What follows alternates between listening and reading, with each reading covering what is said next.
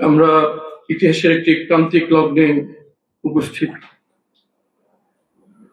আপনারা সবাই জানেন, বদরের যুদ্ধে যখন আমাদের ভাইয়েরা অংশগ্রহণ করেছিলেন, আমাদের সাহাবীরা অংশগ্রহণ করেছিলেন, তখন তারা মৃত্যুর জন্য তৈরি ছিলেন। এটা কোনো যুদ্ধ ছিল না, ইংলিশে আমরা এটাকে বলি সুইসাইড মিশন। অনেকেই যারা ইতিহাস পড়ি, অনেকেই জানার ছিল না যে পুরো বদর যুদ্ধে মুসলমান বাহিনীর মধ্যে 7টা তলোয়ার ছিল সর্বমোট, এবং এটি ছিল একটি রেইডিং পার্টি। যুদ্ধের জন্য প্রস্তুত ছিল না সেই বাহিনী, কিন্তু সবাই দেখলেন, বিশ্ববাসী এবং ইতিহাস সাক্ষী, যে এই যুদ্ধটি সমাপ্ত হয়েছিল চোখের পলকে। ঠিক সেরকমই একটি চোখের পলকে একটি মহাবিজয় আল্লাহ আমাদের খুব শীঘ্রই দিয়েছেন, আমরা সবাই দেখছি। আমার মনে আছে যেদিন ডাকসু ইলেকশন রেজাল্ট পাবলিশ হয়, তখন আমি জাতিসংঘের অফিসে বসে আছি। গুম বিষয়ক একটি প্রতিনিধি দল সেখানে উপস্থিত। গুম বিষয়ক কথা শেষ হওয়ার পরে যথাক্রমে তখন ডাকসু এসে চলে আসলো। বিএনপি প্রতিনিধি দল সেখানে উপস্থিত ছিলেন, যদিও নাম বলছি না। তো স্বাভাবিকভাবে প্রশ্ন হচ্ছে কি হতে যাচ্ছে। তখন রেজাল্ট কাউন্ট হচ্ছে, রেজাল্ট হয়নি। আপনারা সবাই জানেন রেজাল্ট অনেক গভীর রাত হয়েছে। তো তারা শুধু অধিকাংশ মত দিয়েছিলেন যে কাইয়ুম যেহেতু জুলাই যোদ্ধা, সুতরাং কাইয়ুমের ব্যাপারে আমরা শুনতে পাচ্ছি যে হয়ে যাবে, কিন্তু বাকিগুলোর ব্যাপারে বলা যায় না, কারণ ঢাকা ইউনিভার্সিটির প্রধান ভোটাররা হচ্ছে মহিলারা, এবং তারা কোনোদিন মোল্লা এবং হুজুরদের বেছে নেবে না। এবং আমাদের যে মিটিংটা পরিচালনা করছেন উনি নিজে একজন মহিলা, বিদেশি মহিলা। উনি আমাদের তাকিয়ে বললেন যে তুমি নারীদের আস্থা অর্জন করার জন্য কি করছো? আমি শুধু একটু উত্তর দিলাম যে আপনি শুধু ভিডিওগুলো দেখেন, সোশ্যাল মিডিয়া যেগুলো আসছে, প্রার্থীর সাথে কে কথা বলতে আগ্রহী আর কে কথা বলতে আগ্রহী নয়। আর আমরা একটু ধৈর্য ধারণ করি, রেজাল্টের পর আপনি বুঝতে পারবেন না এদের কতটুকু আস্থা আমাদের প্রতি আছে, কতটুকু আস্থা নেই। আলহামদুলিল্লাহ, সুবহানাল্লাহ, আল্লাহ চিন্তার অতীত সাফল্য আমাদের দিয়েছে। ভাই আমার, হাজার হাজার ফোন কল মেসেজে আমার ইনবক্স এখন ভর্তি হয়ে গেছে। শুধু একটাই, ডাকসু ইলেকশন শুধু ঢাকা ইউনিভার্সিটির প্রান্তরে নয়, সারা বাংলাদেশের সুনামির মতো প্রভাব ফেলেছে ইনশাআল্লাহ। সকল হিসাব নিকাশ বদলে গেছে। আর কোনো কিছু বাংলাদেশ রাজনৈতিক সমীকরণ যেভাবে হতো, কিছু আসে হচ্ছে না। সবাই বুঝতে পারছে না যে আর সুনিশ্চিত করে কিছুই বলা যায় না। সবচেয়ে সারা বিশ্ব, যেটা আমি খুব বন্ধুদের সাথে কথা বলতে পারি, খুব ভালো হতো, আমি ক্ষমা করুন, আমি বন্ধুদের প্রোগ্রামটা আসতে পারিনি। সবাই যেটা আশঙ্কা করেছিল যে বাংলাদেশে ইসলামপন্থীদের সবচেয়ে বড় শত্রু হচ্ছে নারী সমাজ, কারণ ইসলামপন্থীরা এসে তাদের উপর জোর জবরদস্তি করবে, তাদেরকে ঘরে বন্দি করে রাখবে, তাদের ইচ্ছা মতো পোশাক পরতে দিবে না, তাদের ইচ্ছা মতো চলাফেরা করতে দিবে না। কিন্তু এখন ইতিহাস সাক্ষী, বাংলাদেশ সাক্ষী, সারা বিশ্ব সাক্ষী, নারী ভোটে বিজয় হয়েছে ঢাকা ইউনিভার্সিটিতে আমাদের, আলহামদুলিল্লাহ। শুধু নারী ভোটের নয়, উল্লেখযোগ্য সংখ্যাগরিষ্ঠ সম্প্রদায়ের ভোট আমাদের ভাইয়েরা তাদের আস্থা অর্জন করতে সমর্থন হয়েছে।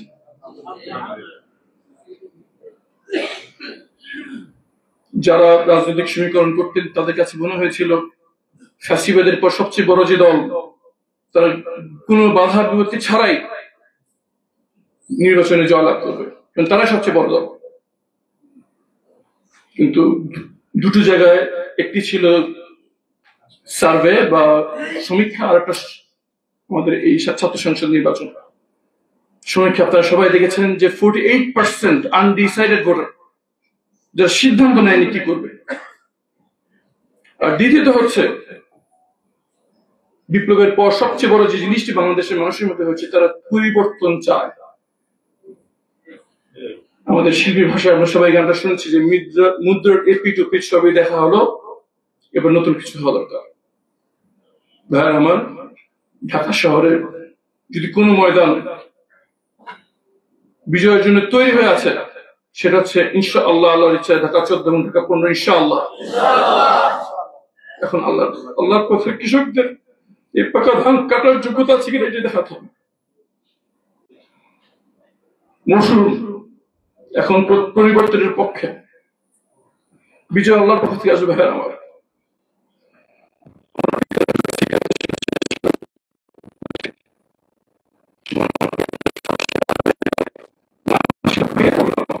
আমি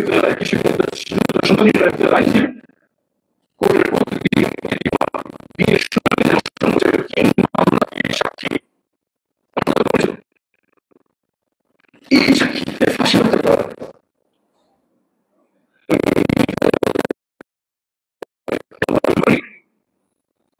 কিন্তু আমি আমার পিতার মামলার প্রতিদিন শুনানিতে অংশগ্রহণ করেছি। এই দ্বিধায় বলতে পারি, ফাঁসিতে ধরে থাকে একদিন জেল মামলার প্রত্যেকটি মামলায় সেখানে শুধু ফাঁসি হলো না,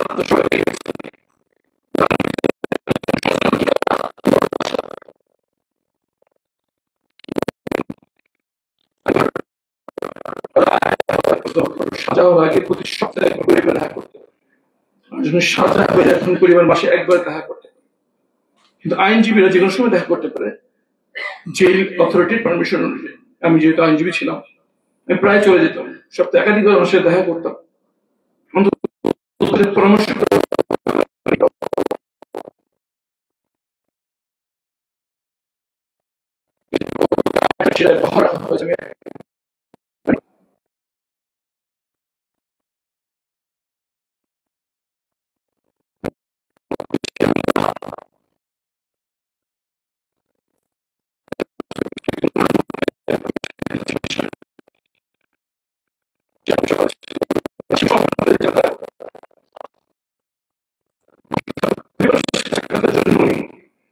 পরিষ্কার জামার পক্ষে সবসময়।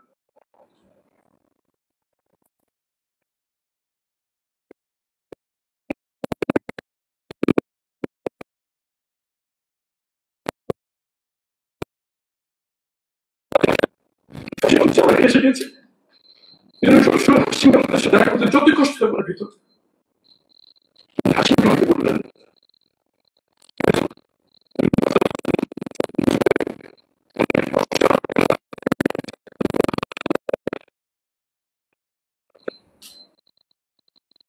এখন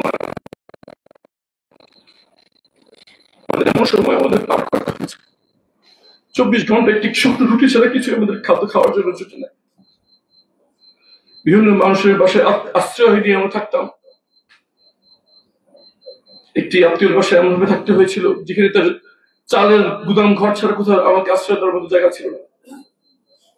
সারা রাত গুদাম ঘরে থাকতাম, আর শেষের দিকে একটু হাঁটতাম, বেরোতাম হাঁটার জন্য। আর ফজর আজান শুনলে আবার দৌড়ে এখন ঢুকে যেতে হতো। তাদের দেখা মাত্র তাদের গুলি নির্দেশ ছিল সে সময়। উনি বলতেন যে আমরা মনে করেছিলাম এই বাংলার মাটিতে কোনোদিন সূর্যের আলোতে আমরা হাঁটতে পারবো না। উনি বললেন যেদিন বাকশাল গঠন হয় সেদিন উনি এক আত্মীয় বাসায় আশ্রিত অবস্থায় ছিলেন। ঘটনাক্রমে আমাদের সেই আত্মীয় আওয়ামী লীগের সমর্থক ছিলেন। উনি এরকম লুকিয়ে আছেন। সকালবেলা ওনার যেখানে উনি লুকায়িত অবস্থা ছিলেন সেখানে উনি চলে গেলেন এবং দেখালেন ইত্তেফাক পত্রিকা। ইত্তেফাক পত্রিকায় বড় কলমে লেখা বাকশাল গঠন, শেখ মুজিবুর রহমান আজীবন রাষ্ট্রপতি ঘোষণা। আমার পিতাকে ওই আত্মীয় বলছেন যে বাকশাল হয়ে গিয়েছে, শেখ মুজিবুর রহমান বঙ্গবন্ধু আজীবন রাষ্ট্রপতি থাকবেন, ওনার পর শেখ কামাল, তারপর শেখ জামাল, তারপর শেখ রাসেল, 60 বছরের নেতৃত্ব এখন সুনির্দিষ্ট। আওয়ামী লীগের নেতৃত্বে বাংলাদেশ এখন অন্য উচ্চতা চলে যাবে। আমার আব্বা আমাদের তাকিয়ে বললেন চোখে চোখ রেখে, 60 বছরের পরিকল্পনা 6 মাসেও টিকতে দেন না। উনি সবসময় হাস্যরস করতে পছন্দ করতেন। উনি বলতেন যে যখন বাকশাল হয়ে গেল তখন আমাদের সকল আশা যে পরিবর্তন আসে একেবারেই নস্যাৎ হয়ে গেল। মাঝে মাঝে আমরা সবাই একত্রিত হতাম। কোন একটা ভাইয়ের বিয়ের অনুষ্ঠানে আমাদের সংগঠনের ভাইয়েরা যাদের উপর দেখা মতো গুলি নির্দেশ ছিল, তারা সবাই একত্রিত হল। সেই অনুষ্ঠানে যদিও ইসলাম দুই পরিবারই ইসলামী পরিবার ছিল, কিন্তু তখন ইসলামদের একত্রিত হওয়া বিপজ্জনক ছিল। কৌশলগত কারণে সেখানে মিউজিকের ব্যবস্থা করা হলো, বড় লাউড স্পিকার এনে জোরে মিউজিক ছাড়া হলো, যাতে কোনো সন্দেহ না করা হয় যেখানে ইসলামপন্থীদের বিয়ে হচ্ছে। এদিকে বিয়ে অনুষ্ঠান হচ্ছে, পিছনে আমাদের কিছু নেতৃস্থানীয়রা একাত্তর ধরে কথা বলার জন্য সবার চেহারায় বিধ্বস্ত বাকশাল হয়ে গিয়েছে, আর কোনো সম্ভাবনা নেই পরিবর্তনের। তখন তারা সিদ্ধান্ত নিলেন আমাদের অপেক্ষা করতে হবে।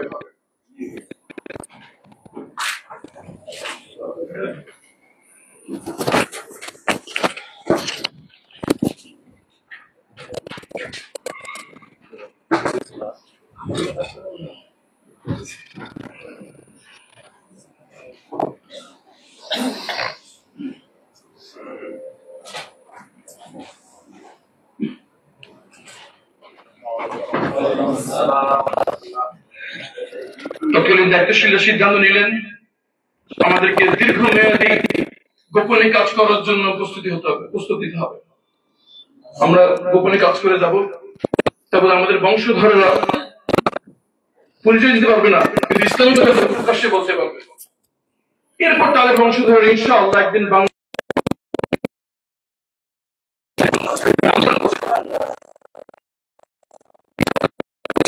ঘটনার 2 মাস পর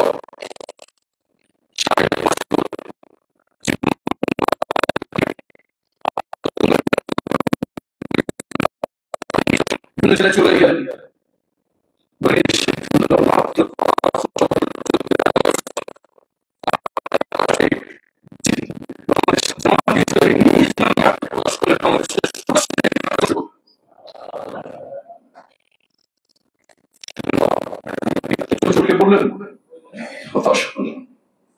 বাংলাদেশের ফাইল আল্লাহ নিজে দেখেন, যেখানে আমরা 60 বছর আত্মগোপন করে জীবনের ঝুঁকি নিয়ে গোপনে ইসলামের কাজ করার জন্য প্রস্তুত ছিলাম, সেখানে 6 মাসের ভিতরে নিজ নামে নেতৃবৃন্দকে নিয়ে আমরা রাস্তায় প্রকাশ্যে মিছিল করার মতো পরিবেশ আল্লাহ সৃষ্টি করে দিয়েছে। সুতরাং হতাশ হয়ে না, বাংলাদেশের ফাইল আল্লাহ নিজে দেখেন। এই ঢাকা ইউনিভার্সিটির মাটি কত শহীদের রক্ত সেখানে। আমরা সবাই মনে করেছিলাম কেউ জীবন দশায় এই ঢাকা ইউনিভার্সিটির মাটিতে ইসলাম আন্দোলনের কর্মীদের প্রকাশ্য কার্যক্রম হয়তো আমরা দেখে যেতে পারবো না। আমার এখন মনে হচ্ছে কিন্তু সভাপতি আমি জিজ্ঞেস করেছিলাম এই সাথী যখন ছিলাম যে কবে ঢাকা ইউনিভার্সিটি ওপেন হবে, উনি উত্তর দিয়েছিলেন যে মক্কা বিজয়ের আগ পর্যন্ত কাবা ঘরের ভিতরে মূর্তি ছিল এবং আল্লাহ রসুল মূর্তি থাকা অবস্থায় কাবা ঘর তাওয়াফ করতেন, এবং হুদায়বিয়া সন্ধির পরের বছর যখন উমরাতুল কাদা আদায় করতে আবার সাহাবীরা আসলেন তখন সেখানে মূর্তি ছিল। মক্কা বিজয়ের পর সেখানে মূর্তি সরেছে। বাংলাদেশে যেদিন ইসলামী রাষ্ট্র কায়েম হবে সেদিন ইনশাআল্লাহ ঢাকা ইউনিভার্সিটিতে প্রকাশ্যে আমরা কাজ করতে পারবো। কিন্তু আমরা সবাই দেখছি আলহামদুলিল্লাহ আল্লাহ আমাদের সুযোগ করে দিয়েছেন। ভাইয়ান আমার এসব বলছে এই জন্যই, আল্লাহ ওয়াদা করেছেন যারা আল্লাহর জন্য কাজ করবেন তাদেরকে সাহায্য করবেন, শুধু আমাদের চেষ্টা করতে হবে। এবং এই আগামী 6 মাস হচ্ছে এমন একটা সময় যার মধ্যে নির্ধারিত হবে বাংলাদেশ কি পুরনো রাজনীতি ফেরত যাবে নাকি নতুন বাংলাদেশ হিসেবে আত্মপ্রকাশ করবে। আর সেই শস্য ক্ষেত্রে আপনারা চাষী, এই মাঠের কাজটুকু কতটুকু ঘাম ঝরাতে পারবে তার উপর নির্ভর করবে আল্লাহ সাহায্য করতে পারবে ইনশাআল্লাহ। আমরা কি আমাদের জান মাল সময় সবটুকু আগামী 6 মাসের জন্য আল্লাহর কাছে বন্ধক দিতে রাজি আছি কিনা ইনশাআল্লাহ? নাসরুল্লাহ মিনাল্লাহি ওয়া ফাতহুন কারীব ইনশাআল্লাহ। আমরা দায়িত্বশীলদের কাছ থেকে শুনবো। সবাই আমি নিজেকে আত্মসমর্পণ করছি, আমি আমার যা করা প্রয়োজন তার কিছু করতে পারছি। সবাই আমার জন্য তো আল্লাহ আমাকে শারীরিকভাবে সুস্থ করেন, মানসিকভাবে সুস্থ রাখেন, দৃঢ় রাখেন সকল ভয় ভীতির উঠতে থেকে। আল্লাহ আমাকে নতুন জীবন দিয়েছেন, এই জীবনের প্রতিদিন আল্লাহ সন্তুষ্টির জন্য যেন বিনিয়োগ করতে পারে সেই তৌফিক আল্লাহ যেন আমাকে দেয়, জন্য দোয়া করবেন। আমি দায়িত্বশীলদেরকে হাজির নাজির জেনে আপনাদের কাছ থেকে অজর পেশ করছি। হয়তো প্রতিটা মোড়ে মোড়ে প্রতিটি ঘরে ঘরে আমার পক্ষে যাওয়া সম্ভব হয় না, কিন্তু এই দায়িত্ব গুরুত্বপূর্ণ দায়িত্ব যে আপনাদের আঞ্জাম দিতে হবে ইনশাআল্লাহ। ইনশাআল্লাহ যদি আমরা কালেক্টিভলি আমাদের সর্বোচ্চ করতে পারি, বিশেষ করে আমি বন্ধুদেরকে এখানে বলতে পারিনি, বন্ধুদের এখানে বিরাট ভূমিকা পালন করার সুযোগ রয়েছে। ইনশাআল্লাহ বাংলাদেশের মানুষ নতুন নেতৃত্বের জন্য মুখ হয়ে তাকিয়ে আছে, শুধু আমাদের মাঠে এগিয়ে যেতে হবে ইনশাআল্লাহ। আল্লাহ আমাদেরকে সাহায্য করুন। আলহামদুলিল্লাহি রাব্বিল আলামিন। সুবহান রাব্বিকা রাব্বিল ইজ্জাতি আম্মা ইয়াসিফুন ওয়া সালামুন আলাল মুরসালিন। আলহামদুলিল্লাহি রাব্বিল আলামিন।